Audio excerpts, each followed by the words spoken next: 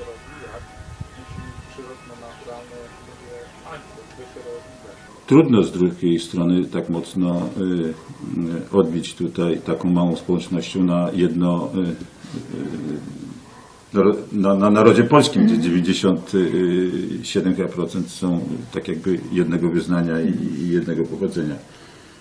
Ale w historii Tatarzy się bardzo zaznaczyli i tu może tutaj i to jest takie dla społeczności tatarskiej zagrożenie, że Tatarzy bardzo się mocno asymilują w narodzie polskim i pod względem kultury i religii nawet. To jest takie trochę dla tej małej społeczności takie zagrożenie.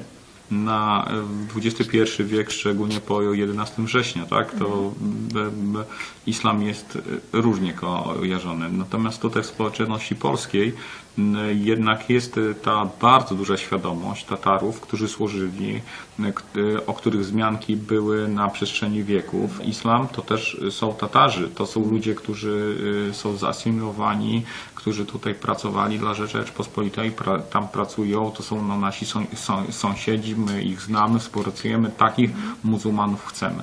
Także no nie ukrywam, tu dajemy chyba w jakiś tam sposób, my, a przede wszystkim nasi przodkowie, dobre świadectwo do tego, jak można żyć w zgodzie, jak można współegzystować, współpracować. Co utworzyliśmy, wybudowaliśmy wspólnie tutaj, wspólnie z Rzeczypospolitą, to jest jakieś takie tu dobro wspólne, które zaowocowały przez wiele wieków, to tak jak mówię, to nie tworzyło się z dnia na dzień.